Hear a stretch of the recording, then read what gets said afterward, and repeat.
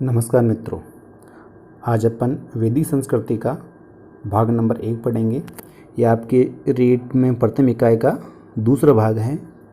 तो मित्रों, वैदिक संस्कृति वैदिक सभ्यता पढ़ने से पहले अपने को वैदिक साहित्य के बारे में जानकारी होनी चाहिए। तो अपन वैदिक साहित्य पर चर्चा करते हैं। सबसे पहले अपन बात करते हैं वैदिक साहित्य में वेद। देखो, कुल वेद है 4, आपको पता है, ऋग्वेद, सामवेद, यजुर्वेद, अथर्ववेद। ठीक है। अब इन वेदों को क्या है, संहिता भी कहते हैं।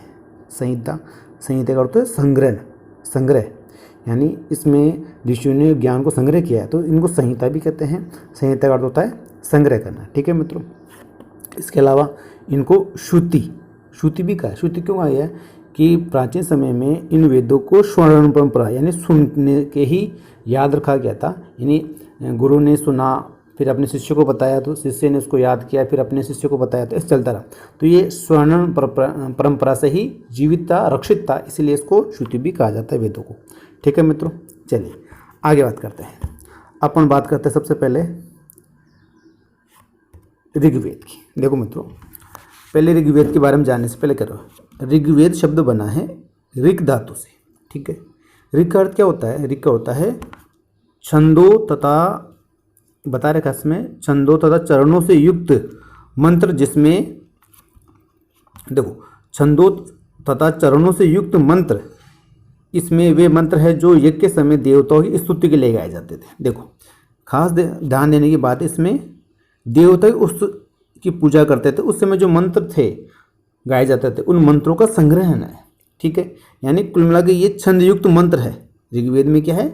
छंद युक्त मंत्र है। ऋग्वेद के 10 मंडलें, 10 भाग बताए जाते हैं। उनमें 1028 सूक्त, यानी इनके जैसे 2 मुहावरे होते हैं, वो कितने हैं? 1028 है। ठीक है। अब इसकी जो रचना हुई है वो बताया जाता है कि 1500 BC से लेके 1000 BC यानी ईस्वी पूर्व हुई है। ठीक है। और इस समय का जो काल था वो कहलाता है ऋग्वेदिक काल कहलाता है। ठीक है। इसके बाद वाला काल कहलाता है उत्तर वैदिक काल कहलाता है। ठीक है मित्रों, चलिए आगे बढ़ते हैं। अब इसमें कुछ खास विशेषता बताई। इनके अंदर क्या बताया गया है कि देखो, एक तो शूद्र शब्द है, वो ऋग्वेद के 10वें मंडल, उसका नाम है पुरुषुक्त। क्या नाम है? पुरुषुक्त। उसमें बता रखा है। ये पूछा जाता है कि शूद्र शब्द का सर्वप्रथम कहाँ उल्लेख किया गया, तो आपके ऋग्वेद में, ऋग्वेद के 10वें मंडल में। ठीक है। आप कैसे याद कर लेना, 10वें मंडल में यानी पुरुष, शूद्र भी तो पुरुष होते नहीं होते हैं। ठीक है। तो शूद्र पुरुषुक्त में थे, और वो कितने? 10 मंडल। ठीक है। चलिए साहब, फिर आता है सोम देवता के बारे में बता रखा है 9वें मंडल में। ये आपसे पूछा जा सकता है कि सोम देवता का वर्णन सर्वप्रथम कहाँ किया गया है, तो वो साहब 9वें मंडल में है। ठीक है। यानी सोमवार को बहुत सारी चीज़ें अपन नहीं खाते हैं। ठीक है, नहीं है नो, सोमवार को बहुत सी चीज़ों को नो करना पड़ता, नहीं करना पड़ता, तो याद कर लेना। ठीक है। आगे आता गायत्री मंत्र भी ऋग्वेद में है। ऋग्वेद कौन से मंडल में साहब? 3रे मंडल में। यानी गायत्री मंत्र के लिए 3 बच्चों को बुलाते, नहीं बुलाते अपन। ठीक है, 3 को बुलाते हैं। तो गायत्री मंत्र यानी 3रे मंडल में है, और ऋग्वेद के अंदर है, तो आपको ये याद रखना चाहिए। ठीक है मित्रों, चलिए साहब, ये चीज़ें तो अपन आराम से देख लेंगे। आगे बात करते हैं। अब इनके देखो उपवेद भी होते हैं, हर वेद के अलग अलग। इनके ब्राह्मण ग्रंथ भी होते हैं, इनके अरण्यक ग्रंथ भी होते हैं। तो देखो, सबसे पहले इनके उपवेदों पर बात करते हैं। बहुत बार पूछ लेता है कि किस वेद का कौन सा उपवेद है, तो आप वहाँ कन्फ्यूज हो जाते हैं साहब, कौन सा है और कौन सा नहीं है। उत्तर दिए होते लेकिन कन्फ्यूज होते हैं। अब कन्फ्यूज नहीं होना, मैं तरीका बताऊँ कैसे। आयुर्वेद, आयु यानी जिसकी ज़्यादा आयु होती है वही होता है। सबसे पुराना कौन सा साहब? आयु किसकी है? ऋग्वेद की है, पुराना यही है। तो आयुर्वेद, ज़्यादा आयु याद कर लेना, ज़्यादा आयु किसकी है? ऋग्वेद की। तो आयु से आप याद कर लेना ऋग्वेद, जिसकी ज़्यादा आयु होती है। अब इसको जो गायन करने वाला ऋषि होता था उसको बोलते थे होत्री या होता। ज़्यादा आयु होती है, ऐसे याद करना।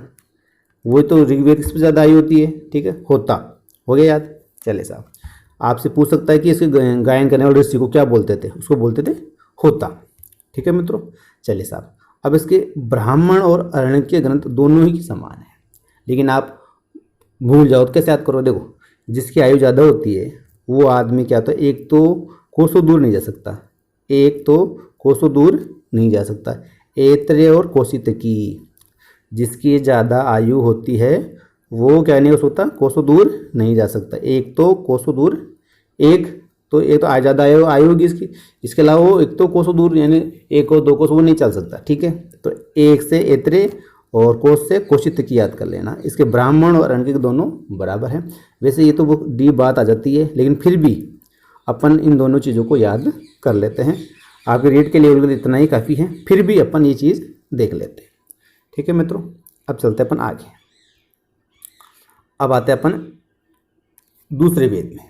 देखो, दूसरे वेद को बोलते हैं, कहते हैं सामवेद। देखो, जो तीन वेद है, सामवेद, यजुर्वेद और अथर्ववेद, इन तीनों वेद की रचना होती है आपके 1000 बीसी से लेके 500 बीसी के मध्य, यानी 1000 ईस्वी पूर्व से लेके 500 ईस्वी पूर्व के बीच हुई है। ठीक है, अब इसमें कहा जाता है कि साहब शाम का अर्थ यहाँ होता है साहब संगीत।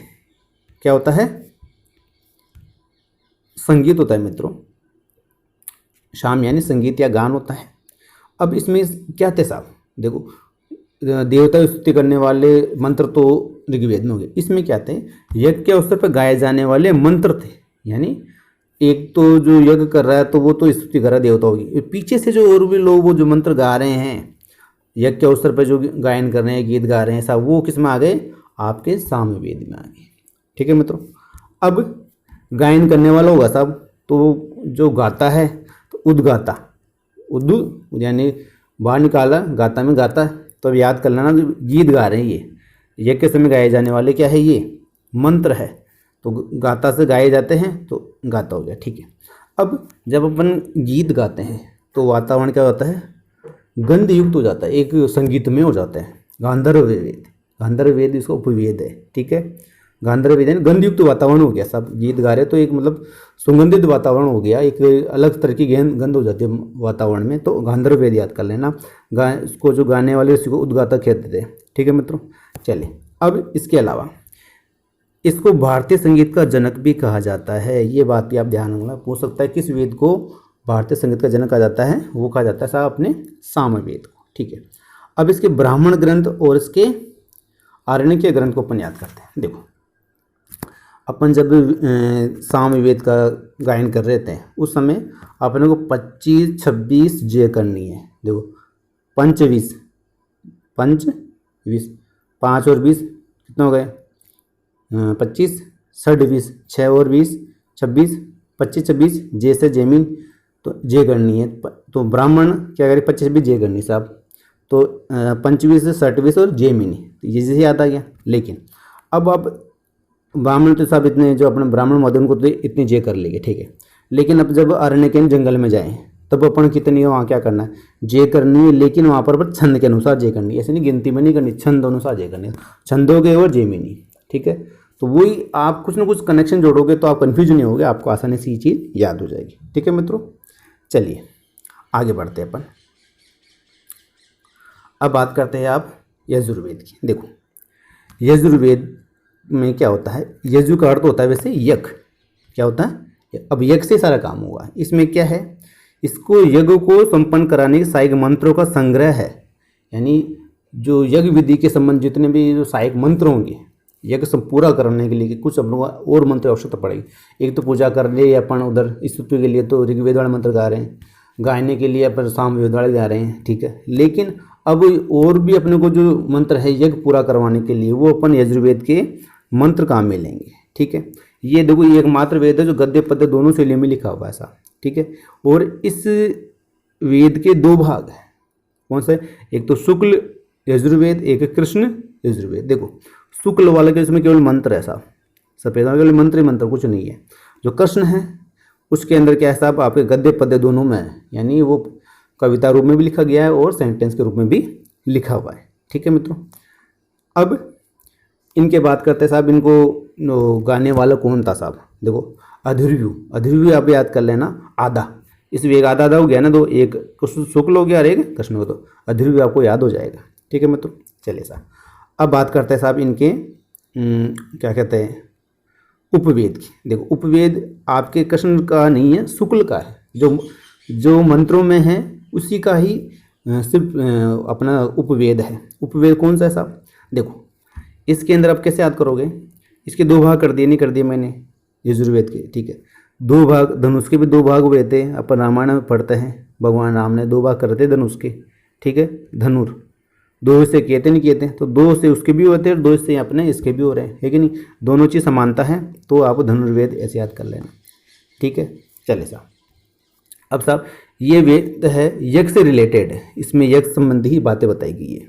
तो यज्ञ कोई भी अपन गाँव में रहते हैं यज्ञ करवाते हैं, तो अपन यज्ञ की परिक्रमा करते हैं नहीं करते हैं, ठीक है। तो आपको यज्ञ किया जाता है, वो 33 करोड़ देवी देवता को स्मरण करके किया जाता है, ठीक है।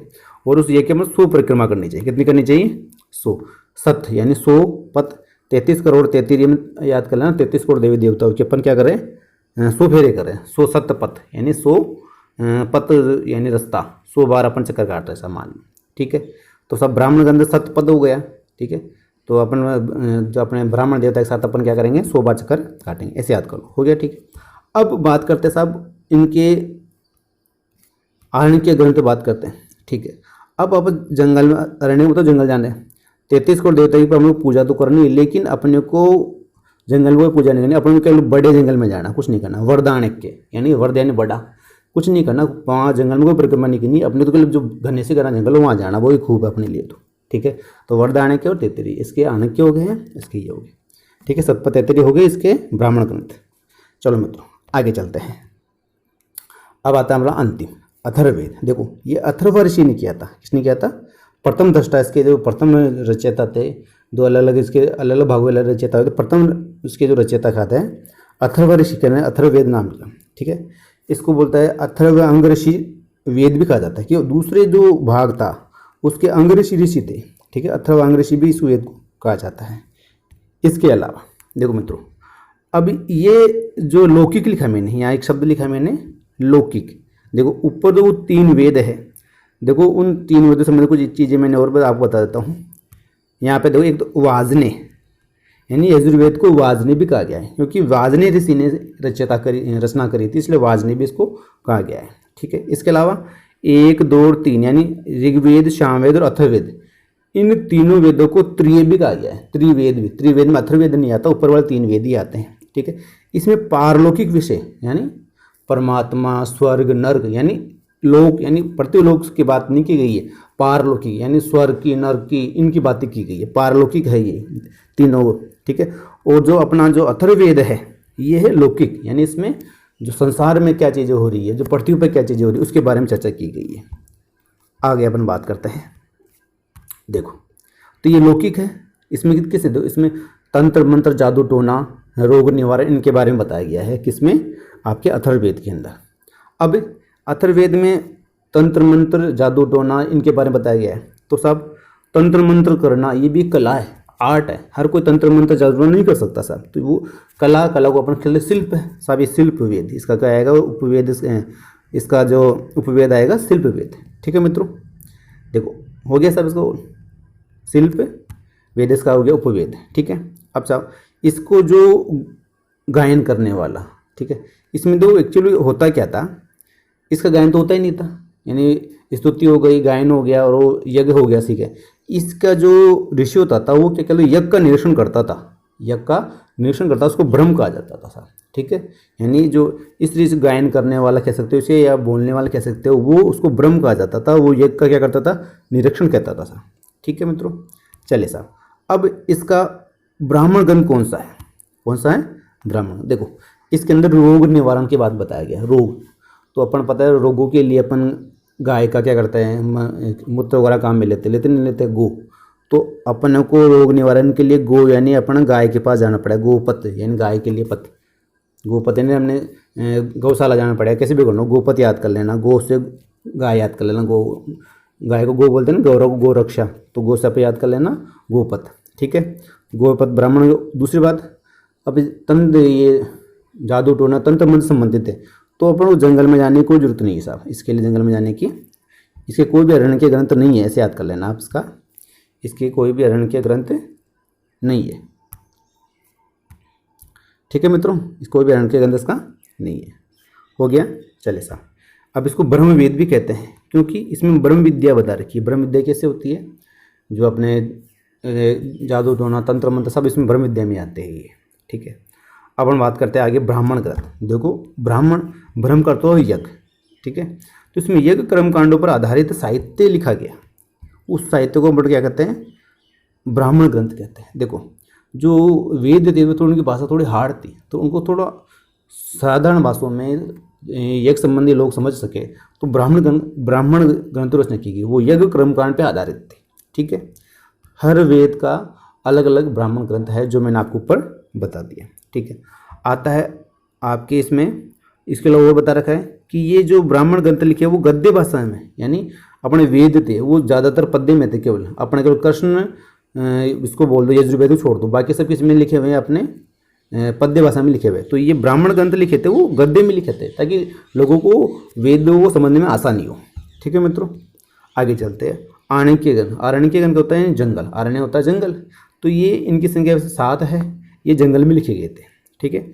इनकी रचना करने वाले ऋषियों ने, इनकी रचना ऋषियों ने की थी, वनों में करी थी। कहाँ करी थी? वनों के अंदर इनकी रचना करी थी। ये दार्शनिक विषय पे लिखे गए। दार्शनिक कैसे? जैसे आत्मा, परमात्मा, इनके बारे में बात किए हैं, मोक्ष, नरक, इनके बारे में चर्चा की गई है, ठीक है। अब आता है साहब अपना उपनिषद। उप होता है समीप, निषद यानी बैठना, यानी गुरु के समीप बैठकर ये ग्रंथ लिखे गए थे। इनमें गूढ़ विषयों के बारे में बताया गया है।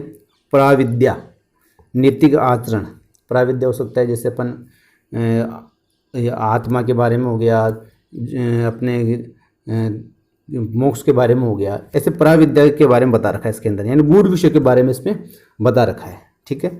नैतिक आचरण संबंधी नियम बता रखे अपने को, क्या करना चाहिए क्या नहीं करना चाहिए।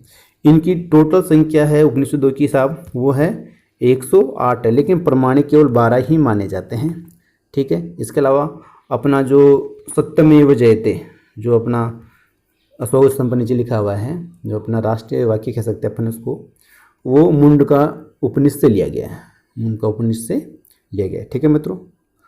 ठीक है मित्रों, ये मैंने वैदिक साहित्य का भाग 1 बताया है। भाग 2 कल आएगा, मैं आपको कंप्लीट वैदिक सभ्यता करा के फिर अपन सिस्टमेटिक चलेंगे। अपन क्या है, धीरे धीरे मैं आपको रेट का कंप्लीट कोर्स कराने की कोशिश करूंगा। आपके 3 महीने से पहले यानी 1 महीने पहले एग्जाम के आपको पूरा कोर्स में हिस्ट्री, आपकी ज्योग्राफी और पॉलिटिकल साइंस, तीनों को मैं आप 1 महीने पहले करवा दूंगा, ठीक है मित्रों। धन्यवाद।